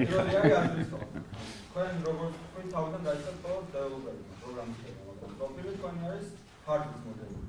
მაგრამ ამიტომ საქართველოში ამის პრაქტიკა და ფუნქციონება hardware მუშაობ ხალხის ყოველთვის არის ძალიან მცირე. ეს განაპირობებული არის პირველი იმით, რომ ელექტრონული ინჟინერია ნაკლებად ისწავლება და მეორე ამის სასწრაფო პოპულარიზაციას არ ხდება. ანუ დარწმუნებული ვარ, ბევრი საქმესაც არ გვინდა რაღაცები უჩვენოთ. მაგრამ აი ეს რაც თქვენ თქვით რომ რახანი ამაზე რაღაც ვისწავლო და YouTube-ზე შემიძლია კერძო პროექტები ან პროგრამები დავუყო და ამით რამ ვისწავლო, ეს არის ძალიან ზოგადი თემა. ანუ თუ გაქვთ რაიმე რჩევა იმ ადამიანებისთვის, ეს ამ მიმართულებით აინტერესებს გამოგონებთ. ერთ რაღაცას ან თავისუფალ უნივერსიტეტში არის ელექტრონული ინჟინერიის განყოფილება. არა, მაქსი ცალკე ელექტრონული ინჟინერია ცალკეა. კავკასიის უნივერსიტეტში თავისუფალ უნივერსიტეტს რას პორტკას რო აკეთებ, ნამუსი რა შე. მაგრამ ჯანდაბ, ვიპატიებია, შინაურები ვართ. ყველა მხოლოდ რაც მეტია მით. არა, ხუმრობ, აქ იმიტომ ხარ სხვადასხვა უნივერსიტეტებიდან რომ პირიქით, ეგ თქვა თამარ, ხა სასაცილო იყო და იმიტომ თქვი თორე. განარა. მე რა შემიძლია თქვა ის რომ პოპულარიზებას არ ვაკეთებ, არის ტყუილი, იმიტომ რომ 24 თებერვალს ზუსტად კავკასიის უნივერსიტეტის ორგანიზებით იქნება ჯანქტონი, შეგიძლიათ არდუინოზე ბევრს თუ გიჩალენჯიათ, არ ვიცი, მოხვიდეთ და ძველი დაშლილი ტექნიკიდან რაღაცები უნდა ავაწყოთ მიკროკონტროლერებში ბევრი საფათო რო გვექნება და სოსო მენტორად თუ მოვა გამიხარდება. აქვე შემიძლია რომ დავკერო ხალხის. ესე რომ, რავი, რაღაც კუთხით პოპულარიზება რას ქვია არ ვიცი, ეხლა ქუჩაში ბილბორდები არ მინახავს, მე რაღაცები კეთდება. hardware ჰაკათონები არის და დანარჩენს ალბათ დათო იწვევს. მეორე შეკითხვა გქონდა შენ კიდე. პირველზე არ მიმიღია პასუხი. პასუხი არ მიმიღია. ჯერ გინდა რომ პირველი იკითხე და ერთიანად. არა, ეთყვი რატო? პირველს აქ ორი გაგზავნა. იფელსი ბაზარი არის. ანუ ჩვენ ესე დავიწყე და ეს მოიტანა უბრალოდ რაღაც თქო ჩვენი კომპანიისთვის განვითარების რაღაც ეტაპზე ეს აუცილებლობა იყო და ეს in-house გავაკეთეთ, იმიტომ რომ რაც ახლა თქვენ თქვით დაახლოებით, იმიტომ რომ არცაც სხვაგან არ იყო. და ნუ ჩვენ უბრალოდ ვიცნობთ ძალიან კარგი ინჟინერებს, ერთი ინჟინერს უბრალოდ მე შევქმნით რაღაც რამდენიმე ადამიანი კონსერტა. ეს არ არის ჩვენი core მიმართულება, მართალია, იმიტომ რომ ჩვენ გვიწევს ამგვარად ახლა ტრანსპორტში როცა რაღაც ბევრი სისტემას აკეთებს, ძალიან ისეთი რაღაცა არის სპეციფიური, ძნელია რომ იყიდო რაღაცა და დააყენო გამზადებული. შესაბამისად, ანუ გვიწევს რომ ჩვენ გავაკეთეთ ეს ყველაფერი, ამ ხალხმა ეს ისწავლა, ჩვენ საკმაოდ დიდი ისე ვთქვათ ინვესტიცია გავაკეთეთ ამ ყველაფერში. ჩამოვაყალიბეთ ბევრი ისე ვთქვათ ჩვენი რაღაც ისე ვთქვათ ბიბლიოთეკები დავარქვათ თუ რაზიანტის, ანუ ვაკეთებთ მიკროკონტროლერებს და ანუ ვიყენებთ აქტიურად ჩვენ პროექტებში. ეს გვაძლევს ჩვენ კონკრეტულ პროექტებს, იმიტომ რომ სხვას არ შეუძლია ამის გაკეთება, ჩვენ შეგვიძლია როგორც სერვერული ნაწილი გავაკეთოთ, ისე აქეთ მხარეს აპარატური. სწავლის კუთხით ჩვენ პირიქით ძალიან ვეძებთ ყოველთვის და გვაინტერესებს ის ხალხი, ვისაც აქვს გამოცდილება ესეთ და ინტერესი რომ ესაკეთოს. აქაც იგივე თემა არის, აქაც ძირითადი მნიშვნელობა აქვს საბაზრო ცოდნა ქონდეს ადამიანს, იმიტომ რომ Arduino და სიტყვაზე ვთქვათ იქ არის მეც მაგერ GPI დამთავრებული, მაგრამ ბევრი რაღაცა რაც უნდა მესწავლა იქ ნორმალურად ინჟინერის კუთხით, ელექტრონული ინჟინერის კუთხით არ ვიცი. ამიტომ აქ ძალიან დიდი მნიშვნელობა აქვს, რომ ყველაფერი ეცმოდეს ადამიანს დაწყებული ტრანზისტორიდან და კონდენსატორიდან და კოჭიდან დამთავრებული უკვე ციფრული ძალიან ახლოს არის პროგრამირებასთან ეს ჩვენთვის ისეთი რაღაცა, მაგრამ ჩვენ ისეთი ინჟინერებს ვჭირდება. შევა რა შეიძლება მე რასაც უყურებ ზოგადად ისე ვითარდება ეს დარგი რომ მალე უკვე ესე ლეგოსავით არდუინებიდან რაღაციდან ყველა შეძლებს რაღაცა კასტომ რაღაცის გაკეთებას, სადაც სიტყვაზე ვთქვათ 10 წლის წინ ძალიან ფანტასტიკის დონე იყო. ეხაც რომ მე მეტროში მომიწია რამდენჯერმე ყოფნა და სატრანსპორტო პროექტს ვაკეთებ, იქაური სიგნალიზაცია არის რომ ნახე უბრალოდ ჩემი თვალით ეს იყო რაღაც შოკი, იმიტომ რომ რაღაც ეს არის მაუთულებით პროგრამირება დაახლოებით ესე და ლოგიკური ელემენტებიც არა აქვს და ეს რაღაც ელექტრონიკაში თუ ლატრი და რაღაცები იყო ჩემ ბავშვობაში ლოგიკა ისინიც არ არის, ეს არის რაღაცა იგივეს გაკეთება, უბრალოდ ხელით ეს თო აბავენ ერთმანეთს მე ვთქვია, მაგრამ იმ დონიდან რა თქმა უნდა დღემდე ძალიან ბევრი რაღაცა შეიცვალა, არის Raspberry Pi, არის Arduino, არის ბევრი რაღაცა და ჩვენ შეგიძლიათ hardware რობოტი გააკეთოთ მაგალითად, მაგრამ ეს არ ჩაანაცვლებს ძირითად ელექტრონიკის ცოდნას. იმიტომ ფუნდამენტური ცოდნა აქ არის მნიშვნელოვანი. თქვენ ფუნდამენტური ცოდნის მიღება გიათ, ამას მართლა ფუნდამენტური განათლება უნდა, სწავლა უნდა, იმიტომ რომ Arduino-ზე გაკეთებული პროექტი ბევრი შეიძლება გაკეთო, ისე როგორც მაგალითად Java-ზე დაწერო რაღაცა, მაგრამ არ გესმენს ორობიტი რა არის, ხოდი საერთოდ ტექნოლოგიებით, ხო? სხვადასხვა რაღაცა. სად ისწავლოთ, ჩემთვის ძალიან ძნელი სათქმელია, ხა იმიტომ რომ ჩვენთან არ ვიცით სად ვიპოვოთ ესეთი ხალხი. თუ ვიღაცას პოულობ ხოლმე ისევ ნაცნობობით, ისევ რაღაც სადღაც გადავაწყებთ და ესე. ისე ძალიან გიჭირს ამის გაკეთება. ამ მეორე შეფასება პრაქტიკული არის. თქვენ როდესაც საწარმოებს არ გულდევართ. გავხსნათ თქვენ სქემაზე ამ მიკროკონტროლერზე წავდეთ, თქვენ აბსოლუტურად თქვენი ინტერესი. აპროექტული. სასწავლო ამ ყოველთვის დამზადება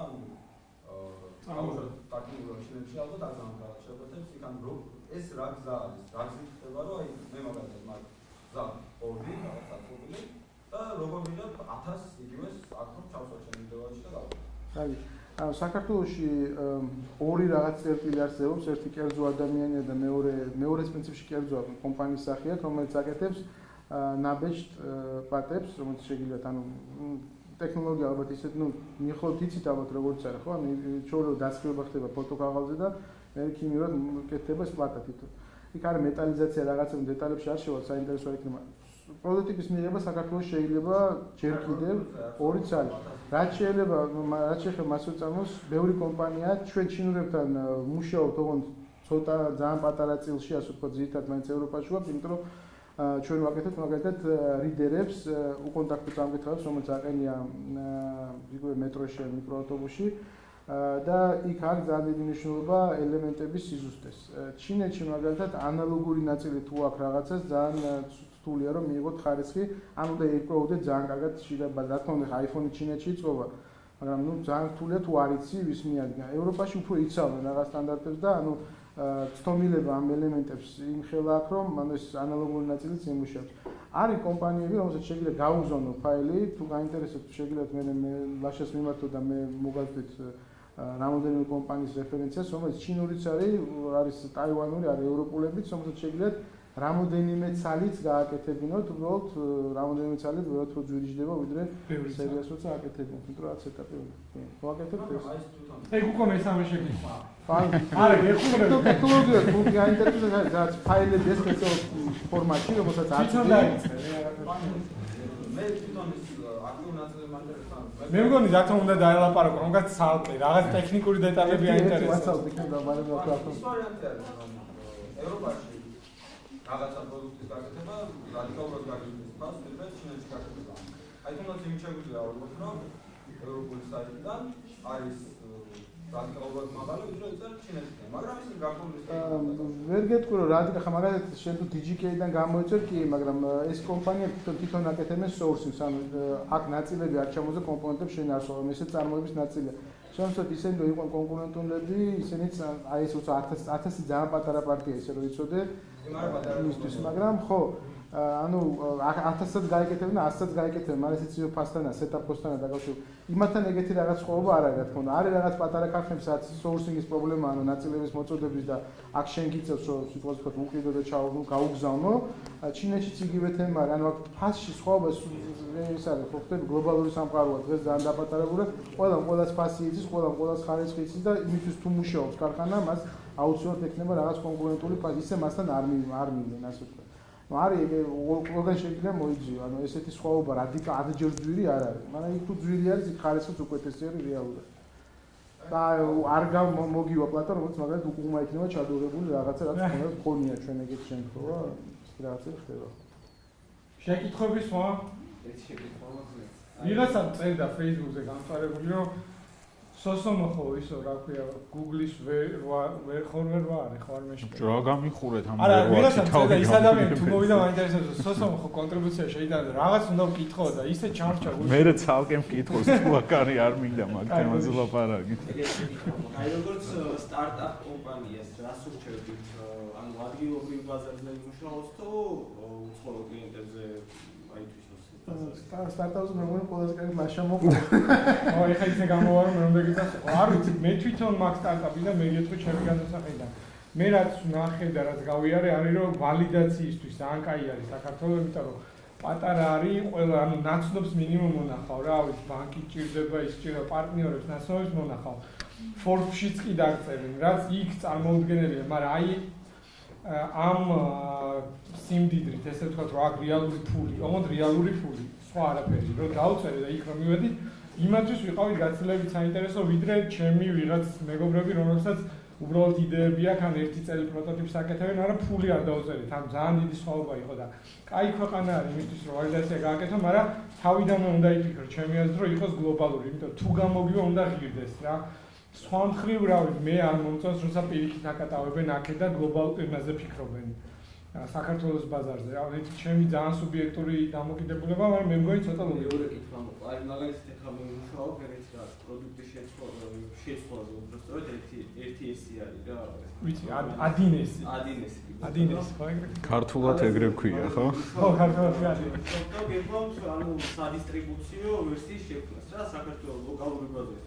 თუ არის შესაძლებელი და როგორ აი ამის გატანა საზღვარგარეთ რა. არ ვიცი, რატო რამე მსგავსი ექსპერიენსი გააქვს შენ ან გამორთული. მე მგონი ადინესთან რაღაც გამოსწორება მუშაობის გვაქვს, მაგრამ უბრალოდ ზოგადად რო იცოდეთ, ანუ ერთი რომ საქართველოში ბიზნესის დაწყება სოფტვერ კუთხით ძალიან კარგი არის. იმიტომ რომ საქართველოში არის ყამერი ამ კუთხით. თუ თქვენ უცხოეთში ჩვენნაირი კომპანია მაგალითად ნოლიდან ესე ვერ დაიწყებდა, იმიტომ ძალიან გაუჭირდებოდა, ან ძალიან ნიშური უნდა იყოს. თქვენ გააქვთ ფაქტობრივად ძალიან ბევრი არის რომ ეს გააკეთოთ და რასაც არ უნდა მოგდოთ ხელი თუ ამას ხარისხიან და კარგად გააკეთოთ საქართველოში იმუშავოთ, რომ არაფერი არ არის, რაო ძალიან ბევრი დასაკვირველი არის. ნიშა არის ძალიან ბევრი. მეორე მხარეს რაც თქო ლაშან თქვა ამის საპირწონე ეს არის რომ ბაზარი ძალიან მცირე. საქართველოში რაღაცა დაწყება ძალიან კაია, როგორც რეფერენსის ხონა ძალიან კაია, თუ გინდათ რომ ბიზნესი იყოს და გაიყიდოს, უცხოეთში უნდა იფიქროთ ამის გატანაზე და ბუნებრივია ესე. რაც ახლა კონკრეტულად თქვენ ეძახეთ დისტრიბუციას, აქ უბრალოდ პრობლემები ის არის, რომ მაგალითად ჩვენს გვაქვს რაღაც პროდუქტები, რომელიც ვერ გაგვაქვს, იმიტომ რომ საქართველოს ბაზისში არის გაკეთებული. უცხოეთში გადაა ნიშნავს, რომ იმათ აკაუნტ სისტემას უნდა მოერგოს, იმათ რაღაც რეალობას და იმათ სხვა პრობლემები აქვს. ტრანსპორტის იგივე სიტუაცია, რატო არ იყიდეს მაგალითად, რატო არ ჩამოიტანეს ეს გადაწყვეტილება საქართველოს, რატო გავუკეთეთ ჩვენ. ერთი იმიტომ რომ ვთქვათ ჩვენ უფრო ვთქვათ ხელმისაწვდომი ვიყავთ მათთვის ფასითაც და ბერკეტითაც ზემოქმედების, ანუ ორსად ვერ გავექცეოდით და მე ვერაფერს ვერ გავუფუჭებდით, ასე ვთქვათ და მეორე თემა ის იყო, რომ არ არსებობს ქვეყანაში რაღაც ერთი სატრანსპორტო სისტემა გადაწყვეტილება, რომელიც მოარგებ მეორე ქვეყანას. ჩვენ მეტროში თავის სპეციფიკაა, ჩვენ რაღაც იგივე სადაც თუნდაც რა ვიცი, მარკეტში თავის სპეციფიკაა, მაგრამ აი ამ ყველაფერს აქვს თავისი რაღაც. მე საქართველოში ნიშური პროდუქტის წარმოება უფრო რთული მგონია, ვიდრე ზოგადად რო პროგრამისტული კომპანია იყო და ყველაფერს უნდა მოერგო, ისე ვერ დატვირთავ თქვენს თავს. ძალიან კაი არის ამისთვის აუთსორსინგის აღება, ჩვენც ეგრე დავიწყეთ, იმიტომ რომ ეს ერთი რო გაძლევთ ძალიან დიდ გამოცდილებას, იქ როგორ ხდება ეს ყველაფერი და როგორ მუშაობს და მეორეა ის რომ თქვენ თავში რწმუნდებით რომ თქვენ მართლა ღირებული ამ თქვენ იმ დონეზე ხართ, რა დონეზეც თქვენი უცხოური კოლეგები. კონფიდენსი მატულობს, ძალიან და ეს შეიძლება ამ კონკრეტული გზა თუ არსებობს ამ უცხოურ ბაზარზე ამ პროდუქტის შეტანს, რამ ტენდერები არის კლამა. ერთი ესი მსგავსი პროდუქტი.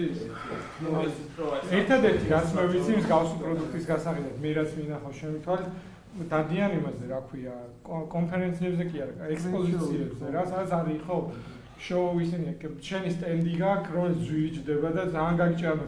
ეგ არ არის ინოვაციური ბიზნესი, მე რა შემიძლია გითხრა რა, არის ძალიან სტანდარტული კლასიკური პროდუქტი, რომელსაც დიდი კონკურენცია აქვს და არ არის ლურჯი ოკეანე, ეგრეთ წოდებული, სადაც ინოვაცია შეაგდება, შეიძლება ისე წაიღოს, რომ ვერ დაეწიოს. და ეგ არის წითელი ოკეანე, სადაც ბევრი სისხლი უკვე დაღვრილა და კიდევ ბევრი დაიღრება და საწყის კაპიტალი გინდა ბევრი, ესე რომ თუ მაგას ეჭიდავები არ გირჩევ დიდად. ეგ ძალიან ისეთი ძალიან სუბიექტური ამბავი არის ჩემგან რა, მაგრამ სხვა თემა არის ოფტოპიკია ცოტა. რამის დავამატებ ისე. ხო, ანუ ადინესაც შეეხება და ERP სისტემებს ვფიქრობ, რომ ძალიან გაჯერებული, იგივე საქართველოშიც გაჯერებულია ეს თემა.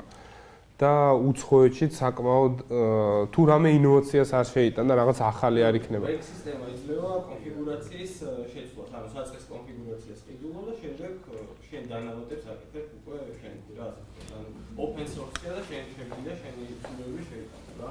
ერთი პლუსი ეგაა. მე მოსკოვში რუსეთში არსებობს დაახლოებით 3000 კომპანია, რომელიც ამას აკეთებს, ანუ აძინესის და მათი შემოსავალი ანუ ყველაზე წარმატებული ბევრად უფრო მეტია ვიდრე აძინესის. ანუ თვითონ აქ თქვენ დაიწყეთ რა არის. მაგრამ სტარტაპის შემთხვევაში ჩვენ ერთად ვიყავით ტრენინგზე მე და ბაშა და ბევრს მეუბნებოდნენ ამას. სტარტაპი რომ დააფინანსოს უცხოელმა აუცილებლად გლობალური იდეა უნდა აქვს, იმიტომ რომ ეს არის რა საქართველოს საერთო ლაპარაკი არ არის, ლაპარაკია რომ სამ სოფლიოზე იყო და არა მაგალითად სიტყვაზე ვთქვათ რა ევროპაზე. ესეც ძალიან ცოტა არის დღევანდელი მოთხოვნილი სტარტაპი. თუ რასაც იძლევა პროდუქტი ეს ჩემი აზრით საქართველოსთან ისი გატანცამა ჩვენ შეგვიძლია და რასაც მუშაობთ ეს არის ძალიან სპეციფიკური რაღაცა რომ შეიძლება ვერტიკალური ბაზის პროდუქტი გაიტანოთ. იმიტომ რომ აქ არ არის დიდი კონკურენცია ხა თქვენ ვერ გაუწევთ კონკურენციას Navision-ს მაგალითად და SAP-ზე თუნდაც აძინეს. იქაც ძალიან ბევრი კონფიგურაცია და საბაზო კონფიგურაციებში არის იგივე რაღაც. ანუ ისეთი რაღაცის გაკეთება რომელიც ყველგან არის, იყიდება მაღაზიაში და ღირს $20, ანუ ხო ხვდებით, ანუ იქ ვერ დაამარკეტინებთ ესეთი რაღაც არ არის.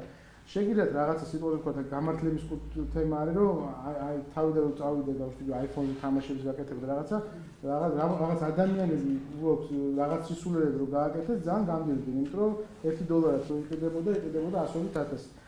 ესეც უკვე დღევანდელ სიტუაციაში ლატარეაა. შეიძლება ძალიან მაგარი რაღაცა გააკეთო, მაგრამ არ წავიდეს გასაგებად. ერთი ის არის უკიდურესობა, რომ ნებისმიერ ადამიანს თქვენ შეგიძლიათ დაწეროთ შოუდი და დააპაბლიშოთ ასე ვთქვათ სტორზე და შეიძლება გაგიმართლოთ და ძალიან ბევრი ფული აიღოთ. გამართლებაზეც ცოტაც არის, რა თქმა უნდა, რაც მეტი იცი და რაც კარგად გააკეთოთ, უფრო მეტად გაგიმართლოთ, მაგრამ მეორე თემა არის ვერტიკალური ბაზარი, სადაც ძალიან სპეციფიკური პროდუქტს აკეთებ, პატარა კონკურენცია, მაგრამ თქვენთვის შეიძლება საინტერესო. ანუ ეს ორი რაღაცა არის, აი ორი ერთი თავი და ერთი ბოლო და აი აქ უნდა სადღაც ნახოთ თქვენი ნიშა. უცხოეთში გასვლა ზოგადად ძალიან ძნელია, რომ სადაც დიდი ბაზარი, ძალიან დიდი კონკურენცია არის.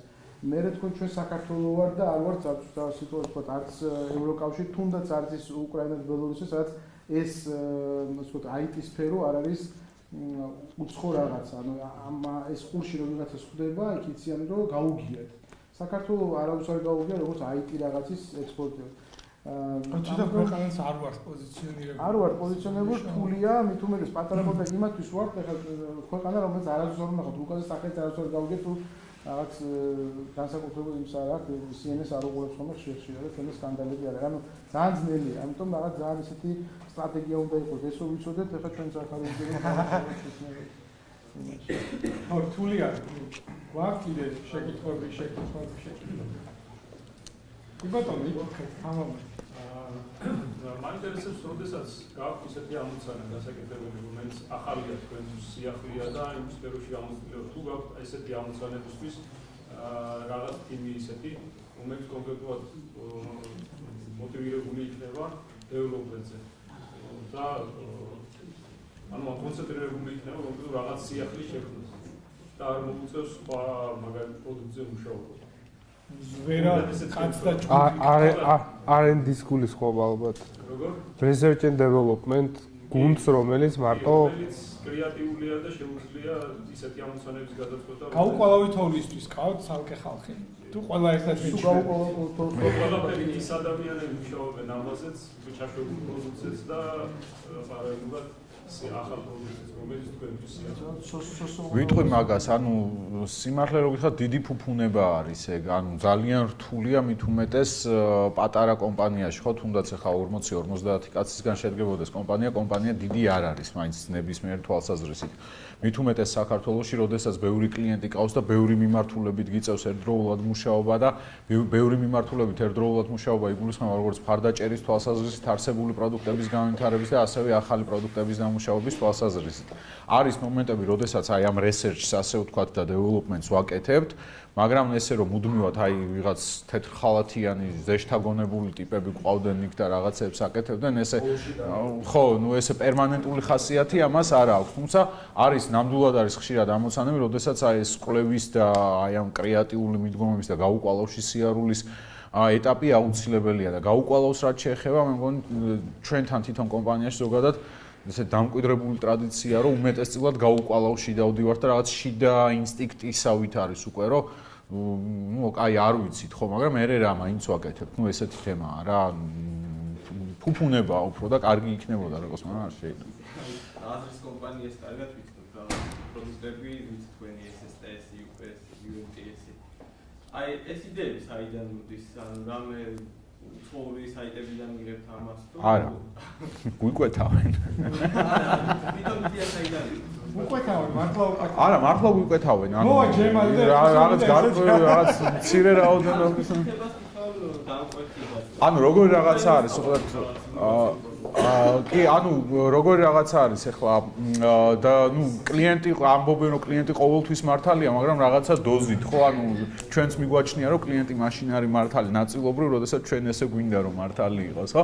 ანუ როგორი რაღაცა იცით, როდესაც კლიენტი მოდის შეკვეთით, ანუ გარკვეული უკვე ნდობის ფაქტორია, რომ ჩვენი აზრით საინტერესებთ, ხო? აქ არ არის ლაპარაკი, რომ ვიღაცა მიგვითითა და ესე უნდა გავაკეთოთ, იმიტომ რომ ჩვენი შიდა კულტურა გვაქვს, აი თვითონ ამ პროდუქტის წარმოების პროცესი, ანუ დამკვიდრებული რაღაცა მიდგომები გაგვაჩნია, რაღაცაც გამოცდილება გაგვაჩნია, ცოდნა გაგვაჩნია და კლიენტი როდესაც მოდის უმეტესწილად ჩვენი ექსპერტული აზრით საინტერესებს, ხო?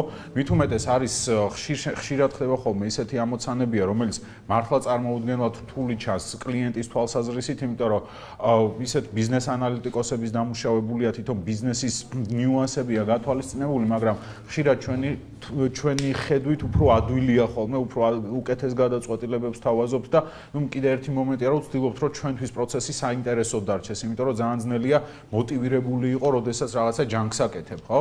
და ამიტომ როდესაც დავუშვათ რაღაცა ესეთ შესაძლებლობა გვიჩნდება, რომ სიტყვაზე იგივე SSTS-ი. საინტერესო მაგ სახელით რო იცით, ანუ ისეთ თემა, ხო? გასაგებია. ხო და იგივე SSTS-ი, ხო, მაგალითად ძალიან ბევრი ანუ კრეატიული გადაწყვეტილება გვაქვს მაგ პროდუქტის ფარგლებში მიღებული, ისე რომ მაგალითად კლიენტისთვის არც გვითქვია და არც შეგვითანხმებია, იმიტომ რომ ჩვენს ინტერესში იყო ბევრი თვალსაზრისით, იმიტომ რომ მაგალითად კლიენტს ვერ დავჩარჯავდით, იმიტომ რომ ნუ იმიტო და პლუს ჩვენი თავდაცვითი იარაღი გახდა მაგალითად პერსპექტივაში ეს მოქნილობა და ეს რაღაც შესაძლებლობები, რაც შევძინეთ პროდუქტს და ასე რომ გააჩნია რა, მაგრამ მითითებებს ესე მაინც და მაინც როგორც წესი კლიენტებიც არ იძლევიან, ან მათი დამოკიდებულებაც ხშირად კონსტრუქციული არის, თუმცა არის ახლა კლიენტებთან ეს. არა, აქეთ შეთავაზები რაღაც ხშირად ფიჩერებს თავაზობთ, გადაწყვეტილებებს თავაზობთ, რა თქმა უნდა, ანუ ხშირად ვაკეთებთ ამას, მაგრამ პროდუქტი კონკრეტულად SSTS-ი არ შეგვითავაზებთ. სო, პოლემიკა უნდა გაგაწყვეტით. ერთ რაღაცას ვიტყვი, სანამ ბოლოს შეკითხვას დავსვამდე, მანამდე თქვით რომ hardware-ში და კიდე იმათვით დეველოპმენტი იცით, 24 ფებრუარს გვექნება ჯანქტონი და CR-ზე დავდებთ, ხო? ვასპოილერ, ხო სანამ დავდებთ ჯანქტონიც და დაშლილი რაღაცებისგან უნდა ავაწყოთ რამე საინტერესო და შეავსებ განცხადები და დეკემბერს გვექნება 24 დეკემბერს, ბოდიში, ფებრუარში რამე. ეხლა 24-ში. გვექნება ეგ ჰაკათონი და მე იანვრის მერე, ახალი წლების მერე, პახსმელიაზე, ახალ გამოსულზე გვექნება უკვე ძალიან ზოგადი ჰაკათონი, ოღონდ თემატური, ანუ ტექნოლოგიურად არ შევზღუდავთ, მაგრამ თემატურად შევზღუდავთ და თუ შემოგვიერთდები ძალიან გამიხარდება. ეხლა სანამ მესამეჯერ დარეკავდეს არის და ვიცი ზუსტად რომ დარეკავს, რაც იმას ნიშნავს რომ მესამე საათია ვზივარ და არ ვიშლებით. თავიდან მინდოდა დამერქვა იმისთვის, რა ქვია. ან მე იმ შეკითხვებს ვირეკლავ, შენ რომ ვიდრაზდები აქ და მაგას ნუ მეკითხები, რასაც მე მეკითხებიან და რაც ხალხს აინტერესებდა რა. ერთ-ერთი დათოს რაღაცის თქმა უნდა და წინა შეკითხვასთან დაკავშირებით. ხო, აბა დათო თქვი და მე ვიკითხავ მაგას. და ანუ უბრალოდ იმის თქმა მინდოდა რომ რეალურად ანუ როცა შენ ასე თავისუფალ იმაში ხარ, არ ახარ, შენ თავს უნდა ინახავდე, ხო, ბიზნესი ამ ანუ თავარი არის და თქვენს თუ ალბათ იმედი მაქვს თქვენი რაღაც ნაწილი მაინც დაიწყებს თავის ბიზნესთან ამ დარგში და რაღაცნაირად კომპანიაში იმუშავებს ამოცანა არის ის რომ თქვენ გააკეთოთ ან ფული შემოსავალი იყოს ან გააკეთო არის ძალიან მნიშვნელოვანი ნაწილი ამ ბიზნესის ხო თუ ჩვენთან ანუ იგივე მაგალითად ჩვენ რო გავაკეთოთ პროდუქტი რომელიც ჩვენი რაღაცა წარმოადგენა ეს ძალიან რთულია მაშინ ძალიან ჯენერალ პროდუქტი უნდა გავაკეთოთ და ამის მარკეტინგზე ვიმუშაოთ ჩვენ რასაც ვაკეთებთ ხშირ შემთხვევაში არის ის რომ ეს პროდუქტები რომელიც ბევრ პროდუქტს ვაკეთებთ იმიტომ რომ ძირითადად მას იდეების ავტორები არიან ადამიანები რომელიც მოდიან და ვეუბნებიან ეს გვინდა ეს რას ნიშნავს რომ მათ ჭირდებათ ეს იარეს ყველგან ვერ იპოვეს ვერაფერი მსგავსი რომ ეს აიღო და გამოეყენებინათ იმიტომ არავინ არ მოვა თუ რაღაც ყველაფერი არ გამოყენებს და არ დაგიკვეთავს სისტემას და ესეთი მოთხოვნა არის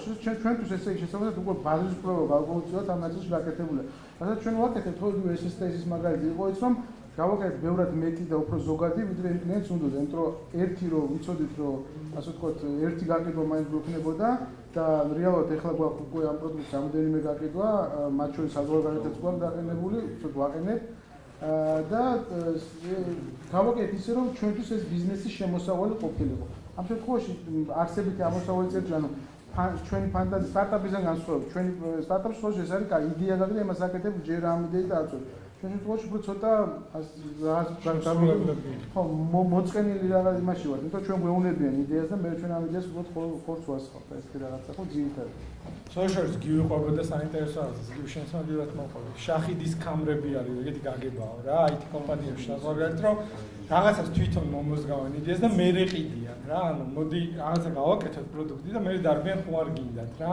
უბრალოდ პროტოტიპებს აკეთებენ, ხარჯავენ მცირე რესურსს, ოღონდ ჯერ შესწავლილი აქვს ბაზარი, ვთქვათ, მობილური აპლიკაცია რაღაც კომპანიისთვის, ან რაღაც თემისთვის, აკეთებენ პროტოტიპს, ხარჯავენ მინიმალური დოზით რესურსებს და მე უკვე მიდიან მუშა თემით, რომ გაყიდონ, მიყიდონ და რაც უფრო კარგად მუშაობს. ბოლო შეკითხვას აღარ დავსვამ აი ეგრე და ერთადერთი, რა ვიცი, მეგონი რომ საინტერესო იყო და თუ ვინმეს კიდე გექნებათ რამე სურვილი ამ ხალხთან დაკონტაქტების, მიაქვარ და შეგიძლიათ ლენდერის გვერდზე მომწეროთ ან პირადად Facebook-ზე მომწეროთ მაშა კვარტალიან თავის რა. როგორღაც დამიკავშირდებით და რავი, მადლობა დიდი რა.